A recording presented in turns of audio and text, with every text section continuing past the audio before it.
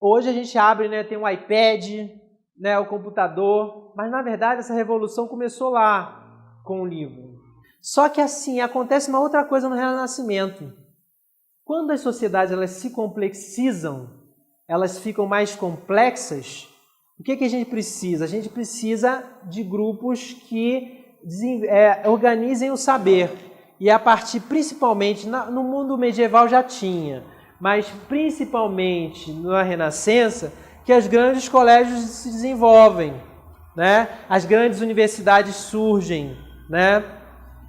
Então, para o quê? Para que sistematizar esse saber, e esse saber agora não era mais só passado de família a família, mas você podia, se você tivesse recurso, ir para a escola, né? Que na verdade sempre teve escola. A palavra escola vem do grego, escolé, né?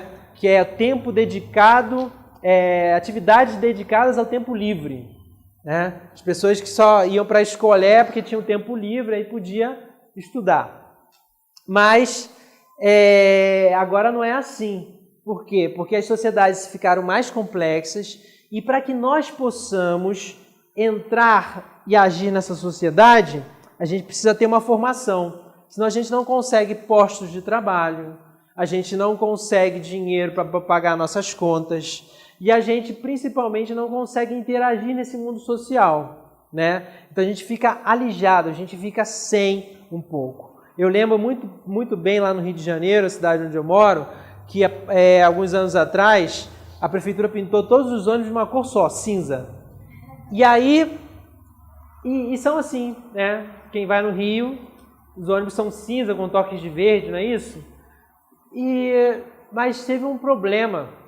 Muitas pessoas que elas eram, né, analfabetas ou semi-analfabetas, que pegavam o ônibus pela cor, elas ficaram alijadas um pouco. Eu lembro que às vezes eu ficava no ponto de ônibus, eu me angustiava com aquilo. Então às vezes eu ajudava, às vezes a pessoa pedia, até hoje, né? Mas com o tempo as pessoas começaram a gravar os números, pelo menos, né? Como quem grava uma marca, Coca-Cola. Qualquer pessoa, até que não sabe a ler, sabe que está escrito Coca-Cola ali, né? O desenho, né? Mas isso mostra, esse exemplo um pouco, né, triste, mostra que essas pessoas que elas não têm acesso à leitura, elas estão alijadas do mundo social no qual elas vivem de uma certa maneira. E acontece até hoje. Mas eu vou pular, porque a gente não vai dar tempo de falar de tudo. Então eu só vou falar de mais 3 momentos agora para a gente terminar o nosso encontro. Eu queria mudar lá para o século 17, 18, 19. Nossa, eu vou falar de 3 séculos em poucos minutos, né? O resto é com vocês. Esse período foi fundamental para a história do mundo ocidental. Por quê? Né? Alguém já falou aí. Tivemos algumas revoluções. É o que o escritor americano, escritor inglês, Eric Hobsbawm, vai chamar de a Era das Revoluções, né? Então, por que aconteceu essas eras da Revolução? A gente ainda estava, até esse momento, até o século XVIII, em um paradigma muito parecido com o mundo medieval, embora a gente já tivesse suplantado, né, ele, de alguma forma. Mas, por que parecido? Porque ainda tínhamos uma estrutura de sociedade muito hierárquica. Geralmente tínhamos o rei, tínhamos um clero, tudo bem, com não muita força, mas ainda dominante, né? E tínhamos a burguesia que cada vez mais ganhava sua força ali no seio de todo esse processo. Então, mas, lembra que eu falei da questão da técnica? Não esqueçam a técnica. A técnica e a educação nunca mais se dissociaram a partir do século, principalmente do século XVI, né? Então, a primeira grande revolução, eu não vou falar em ordem não, mas a primeira grande revolução seria talvez a Revolução Americana, mas aqui nos interessa a Revolução Francesa. Por quê? Porque a Revolução Francesa é a primeira revolução que ela vai quebrar esse paradigma de mundo. Ela justamente vai ser uma revolução popular, feita por aqueles que moravam nos burgos, ou pelos burgueses, que já desde aquela época já estava desenvolvendo o seu pensamento, o seu poder, né? E eles vão atacar o pensamento do mundo que estava vigente. A antiga ordem, o antigo regime, l'ancien régime, como diziam os franceses, né? Eles vão quebrar essa ordem. Como que eles vão quebrar essa ordem? Né? Primeira coisa, vai ser o primeiro país a decepar a cabeça de um rei, que na época era horrível. Eles vão tomar a Bastilha, acabar com o rei, vão instituir o regime do terror, 40 mil pessoas vão morrer na guilhotina, né? Inclusive o inventor da guilhotina, Antoine de Guillotine, né? E depois vão instaurar a República Française. O que a República Francesa ela vai nos dar? Ela vai dizer de égalité, fraternité, né? Liberté. São esses três temas. É o tema do homem burguês, do homem, né? É o ápice do pensamento burguês, que já vinha se desenvolvendo desde do século XVI com o protestantismo, depois com o iluminismo, né? E o que isso é importante para a educação?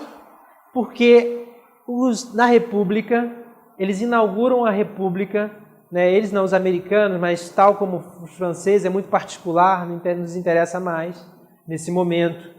Mas eles inauguram, ou reinauguram a República, porque a República, não se esqueçamos, é uma invenção lá dos romanos. Os romanos já tinham feito a República, mas eles reinauguram a República, os franceses, e depois de todo esse processo que eu falei, de terem matado, né, e tudo mais, o que eles fazem?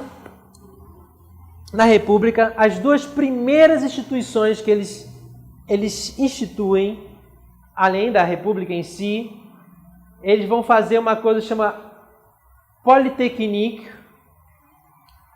e a École Normale Supérieure, a Escola Normal Superior. Duas instituições fundamentais para o processo de civilização que os franceses queriam. Por quê? A Polytechnique ela vai formar os engenheiros, os técnicos que vão construir as estradas, as indústrias desse novo país. E a École Normale Supérieure vai formar a coisa mais importante de tudo isso, que são os professores. E aí o que acontece? Esse movimento da Revolução Francesa, ele começa a partir como o efeito dominó. Várias sociedades, então, elas começam as suas pequenas revoluções, né? Então, na Itália, por exemplo, lá em 1861, veja bem que esse é um movimento que demora. Não acontece da noite para o dia. E a Revolução Francesa foi em 1779. A unificação da Itália vai ser em 1861, quase um século depois. Mas o que tem de comum? Tanto uma quanto a outra.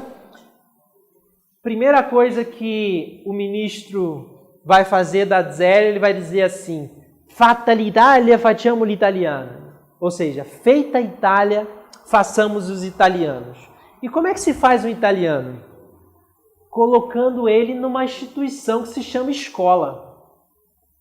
Então, a partir desse momento, agora meu slide já serve, eu vou botar ele, né? A partir desse momento, né?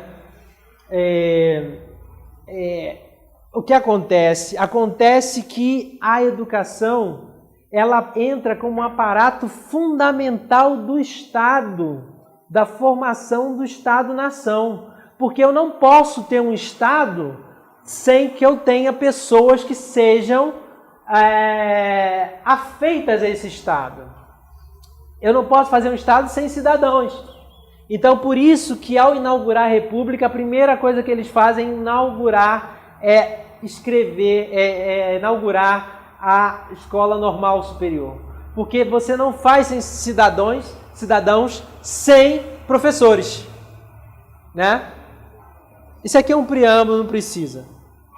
Mas, a partir das revoluções ocorridas, ou seja, dessas revoluções que eu estou falando, ocorridas no século XVII e XIX, a configuração da escola segue paradigmas que esteve presente na maior parte dos estados nacionais.